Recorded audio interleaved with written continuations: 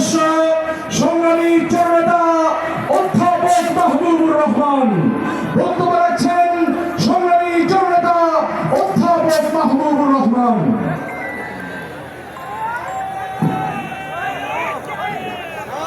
আসসালামু আলাইকুম ওয়া রাহমাতুল্লাহি ওয়া বারাকাতুহু। আজকের এই গণজমায়েতের বিপ্লবী সভাপতি, জাতীয় নেতৃবৃন্দ, রাজনৈতিক দলের নেতৃবৃন্দ, সমাবেত সুধীমণ্ডলী, প্রিয় সাংবাদিক বন্ধুগণ, আজকে জুলাই আগস্ট বিপ্লবের পরে বাংলাদেশের মানুষের মধ্যে যেন একটা আনন্দের পাড় ভেঙে আসছে। আজকের এই চেহারা দেখে মনে হচ্ছে আগামী দিন ইসলামের বিজয় হবে, আগামী নির্বাচনে ইসলাম বিজয় হবে, কোরআনের হুকুমাত প্রতিষ্ঠা হবে ইনশাআল্লাহ। আমরা ইতিমধ্যে দেখতে পেয়েছি আমাদের অন্তর্বর্তীকালীন সরকার 8ই আগস্টকে নতুন দেশের নতুন সংস্বাধীনতা ঘোষণা করতে চায়। 5ই আগস্ট দেশের জনগণ ফ্যাসিস্ট উৎখাত করেছে, ফ্যাসিস্ট উৎখাতের বদলে 5ই আগস্টে হওয়ার কথা।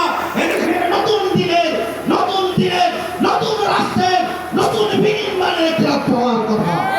প্রিয় ভাইরা আমার, সংস্কার কোথায়? শিক্ষা মন্ত্রণালয়ে তো যে উপদেষ্টার পরিবর্তন হয়ে নতুন উপদেষ্টা বসানো হয়েছে, এখনো আমরা দেখছি সেই আমরা সকল মন্ত্রণালয়, সকল প্রশাসন যেখানে যা অবস্থায় দেখতেছি, ওই যে ফ্যাসিস্টদের দোসররা এখনো গদিগুলোকে পাকা পুক্ত করে বসেছে।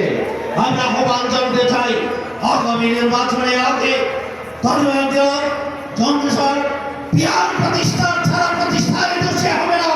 আমরা আজকে আমিরকে দেখাতে চাই, আগামী নির্বাচন পিয়ার ছাড়া হবে না, হতে দেব না, হবে না।